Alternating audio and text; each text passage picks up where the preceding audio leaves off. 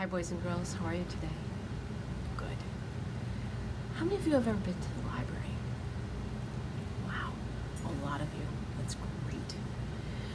So you know that there's a lot of rules about being in a library and how you behave and your calmness and quietness. Because when you're reading, you want that kind of quiet so you can focus on your book.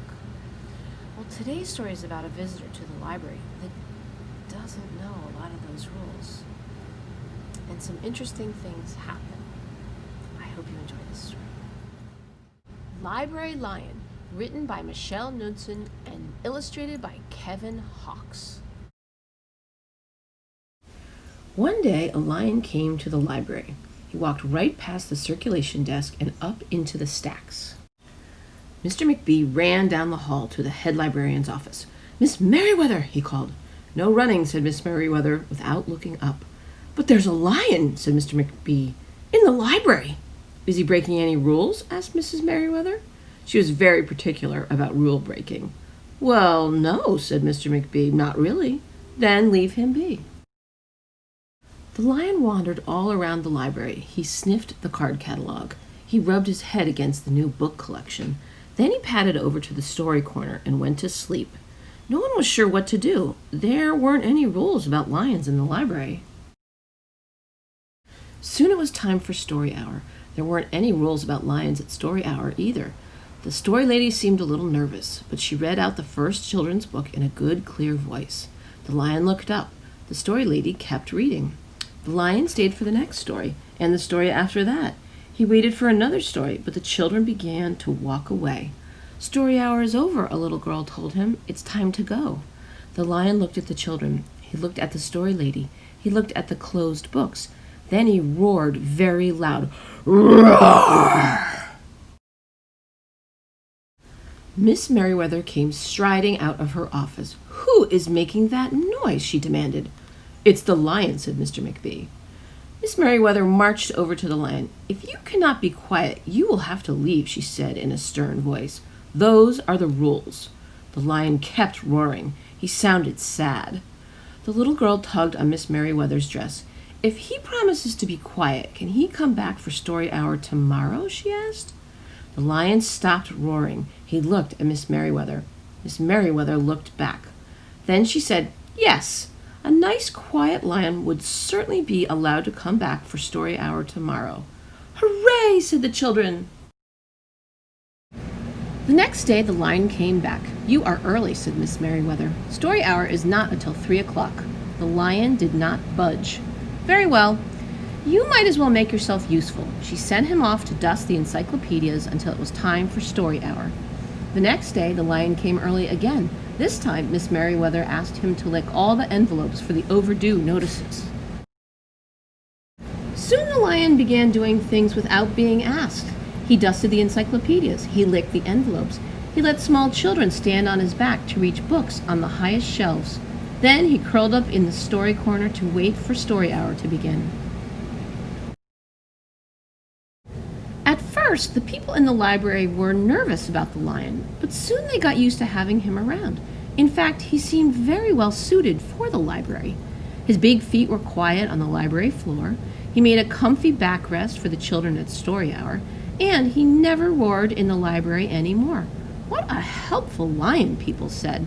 They patted his soft head as he walked by. How do we ever get along without him? Mr. McBee scowled when he heard that. They had always gotten along fine before. No lions were needed. Lions, he thought, could not understand rules. They did not belong in the library. One day, after he had dusted all the encyclopedias and licked all the envelopes and helped all the small children, the lion padded down the hall to Miss Merriweather's office to see what else there was to do. There was still some time left before story hour. "Hello, lion," said Miss Merriweather. "I know something you can do. You can bring a book back into the stacks for me. Let me just get it down from the shelf." Miss Merriweather stepped up onto the step stool. The book was just out of reach. Miss Merriweather stood on her toes. She stretched out her fingers. "Almost there," she said. Then Miss Merriweather stretched a little too far. Ouch, said Miss Merriweather softly. She did not get up. Mr. McBee, she called after a minute. Mr. McBee! But Mr. McBee was at the circulation desk. He could not hear her calling. Lion, please go get Mr. McBee. The lion ran down the hall. No running, Miss Merriweather called after him. The lion put his big front paws up on the circulation desk and looked at Mr. McBee. Go away, Lion. I'm busy. The lion whined. He pointed his nose down the hall toward Miss Merriweather's office. Mr. McBee ignored him.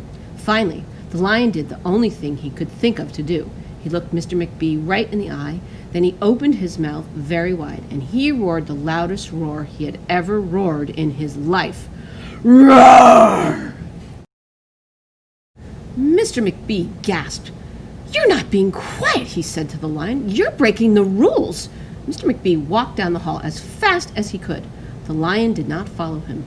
He had broken the rules. He knew what that meant. He hung his head and walked toward the doors. Mr. McBee did not notice. Miss Merriweather, he called as he walked. Miss Merriweather! The lion broke the rules! The lion broke the rules! He burst into Miss Merriweather's office. She was not in her chair.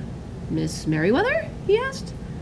Sometimes there is a good reason to break the rules, even in the library. Now please go call a doctor. I think I've broken my arm. Mr. McBee ran to call a doctor. No running, Miss Merriweather called after him. The next day, things were back to normal. Almost. Miss Merriweather's left arm was in a cast. The doctor had told her not to work too hard. I will have my lion to help me, Miss Merriweather thought, but the lion did not come to the library that morning. At 3 o'clock, Miss Merriweather walked over to the story corner. The story lady was just beginning a story for the children. The lion was not there. People in the library kept looking up from their books and computer screens, hoping they would see a familiar furry face. But the lion did not come that day. The lion did not come the next day either, or the day after that. One evening, Mr. McBee stopped by Miss Merriweather's office on his way out. Can I do anything for you before I go, Miss Merriweather? He asked her.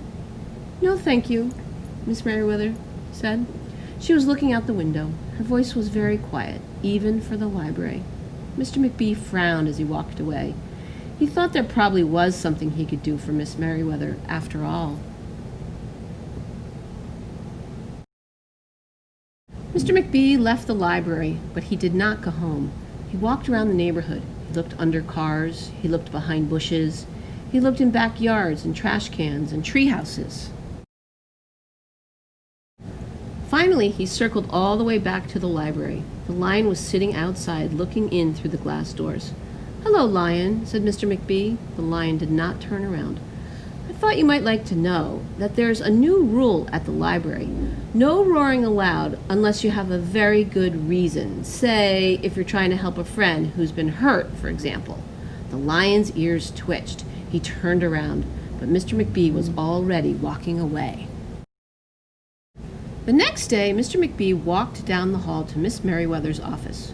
What is it, Mr. McBee? Asked Miss Merriweather in her new, sad, quiet voice. I thought you might like to know that there's a lion in the library. Miss Merriweather jumped up from her chair and ran down the hall. Mr. McBee smiled. No running, he called after her. Miss Merriweather didn't listen. Sometimes there was a good reason to break the rules, even in the library.